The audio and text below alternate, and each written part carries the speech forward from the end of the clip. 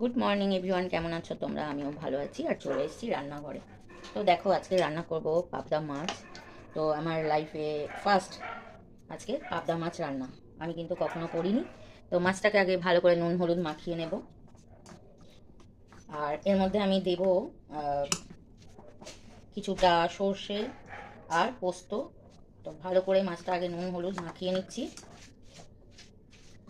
তোমরা কিভাবে রান্না করো আমাকে জানিও, আমি কোনোদিন করিনি। আর এটা আমি আমার বড় মেয়ের কাছ থেকেই খাওয়া শিখেছি। কেন, আমাদের বাড়িতে এই মাছটা খুবই কম, মানে আসেইনি, খুবই কম বলা ভুল, কখনো আসেনি। তো আমার শাশুড়ি মা অনেক মাছ খাইয়েছে, কিন্তু এই মাছটা কখনো আনতো না। তো আমি আজকে প্রথম এটা রান্না করব। নুন হলুদ মাখিয়ে রাখলাম আর গ্যাসে বসাচ্ছি একটা কড়া। তো গ্যাসটা ছেড়ে দেবো। তো তো আমি এখানে নিয়েছি কিছুটা সর্ষে আর পোস্ত নেব। তো মেয়ের কাছ থেকেই জেনে নিলাম যে কতটা কি দেব। তো দেখো, 5টা মাছ আছে, মনে হয় হয়ে যাবে এটা। আর আমি কিন্তু এর মধ্যে একটু দেবো আদা রসুন কাঁচা লঙ্কা পেস্ট। তো পোস্তটাকে না আমি একটু সিল করে রাখবো, না হলে পড়ে যাবে। তো এই দেখো, পোস্তটা নিয়ে আবার এই যে সিল করে রাখলাম, কড়ার ঝামেলা নেই। তো এবার কড়া গরম হয়ে গেছে। তো এই দেখো, তেলটা কিন্তু অনেকটাই গরম হয়ে গেছে। তো এবার আমি গ্যাসটা দিলাম একটু কমিয়ে।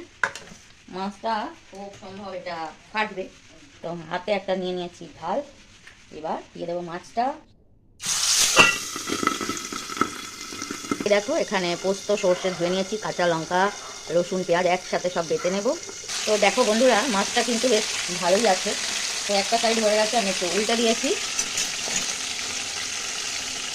তো মাছটা এবার আমি তুলে নেবো, ভাজা হয়েই গেছে, ভয়ে ভয়ে ভাজছি দেখো ঢাকা দিয়ে দিয়ে। তো এই দেখো, মাছ ভাজা হয়ে গেছে, দিয়ে দিচ্ছি একটু পেঁয়াজ কুচি। পুরো রান্নাটা আজকে আমি ভয়ে ভয়েই করছি, মাছটা ফাটে তো আমার ভীষণ ভয় লাগে। দিয়ে দিলাম পেঁয়াজ আর দেবো একটু টমেটো, একটু কাঁচা লঙ্কা। ভালো করে এটা একটু ভেজে নেব। দিয়ে দেবো নুন,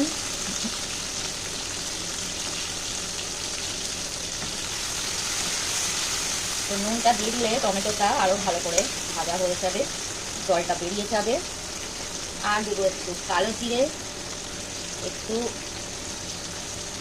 অল্প করে কালো জিরে দিয়ে দেবো, বেশিই পড়ে গেল এটা কালো জিরে। তো এটাও আমি একটু সিল করে রাখবো। এরকম। তো এবার এটাকে একটু ভেজে নেব।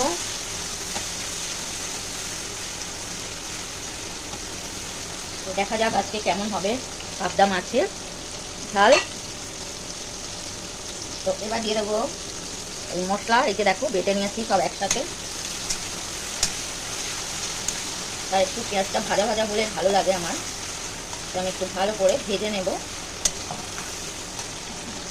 খুব সুন্দর ভাজা হয়েছে টমেটো পেঁয়াজ, দিয়ে দিচ্ছি মশলাটা। তো মিক্সির বলে একটু জল নিয়ে ভালো করে ধুয়ে দিয়ে দেবো। দিয়ে দিয়েছি মশলা, এবার দেবো হলুদ, একটু হলুদ দিয়ে দেবো। আর আমি দেবো একটু কাশ্মীরি লঙ্কার গুঁড়ো, এটা আমার একটু দিলে বেশ ভালো লাগে। তো একটু কষিয়ে নেব অল্প করে, এর মধ্যে আছে সর্ষে। গ্যাসটা একটু কমিয়ে দিই, না হলে নোংরা হবে। তো এই দেখো, মশলা প্রায় কষা হয়ে গেছে, ছেড়ে ছেড়ে ছেড়ে এসছে। তো এখন আমি দিয়ে দেবো এই মাছগুলো, আস্তে করে দিয়ে দিলাম। এবার দেবো অল্প একটু জল, সামান্য জল দিয়ে দেবো। খুব বেশি জল দেবো না, কেন মাছটা মাখা মাখাই হবে। একটু আমি এইভাবে ছড়িয়ে দেবো মাছটাকে। আর দিয়ে দেবো কটা কাঁচা লঙ্কা। মেয়ে বলেছে এটা ঝাল ঝাল করবে মাছটা, তো জানি না এবার কতটা ঝাল হবে। আমি তো অনেকগুলো লঙ্কাই বেটে দিয়েছি। তো গ্যাসটা একটু কমিয়ে দেবো। তোমরা আমাকে অবশ্যই জানিও কমেন্টে যে তোমরা কিন্তু এই মাছটা কী করে রান্না করো, আমার ঠিক জানা নেই। তো করলাম আজকে মেয়ের শুনে শুনে। আর যদি ভিডিও ভালো লাগে তো লাইক কমেন্ট করো। গ্যাসটা আমি কমিয়ে নেবো, আর কমাতে গিয়ে নিবেই গেছে। তো আর একটা জিনিস আমি দেবো, দেখো ভাবলাম একটু ধনে পাতা দেবো। তো দেখছি ধনে পাতা সব পচে গেছে। তো এইটুকু একটু বেছে বেছে নিলাম, তো এটাকেই একটু দিয়ে দিই, আর কি করা যাবে। তো তোমরা যদি ভিডিওটা দেখে থাকো, কেউ ভালো লাগলে লাইক কমেন্ট করো প্লিজ, আর সবাই দেখো। আর তোমরা একটু লাইক কমেন্ট করলে আমার ভিডিও বানাতে আরও ভালো লাগে। আর তোমরা যদি কেউ ইউটিউব চ্যানেল ফলো করো, তো দেখবে আমার চ্যানেল আছে বনানী কিচেন অ্যান্ড গার্ডেন, তো ওখানে দেখতে পারো আমার অনেক রেসিপি কিন্তু আগের ছাড়া আছে। আর আমার ছাদের অনেক রকম গাছপালা আছে, সুন্দর সুন্দর গাছপালা আছে। তো এখন তো আর টাইম পাই না, এখন আর গাছপালা আর লাগানো হয় না। তো এবার আমি দেখো মাছটা কিন্তু নামিয়ে নেব। আর কি কাঁচা তেল দেওয়ার দরকার লাগবে?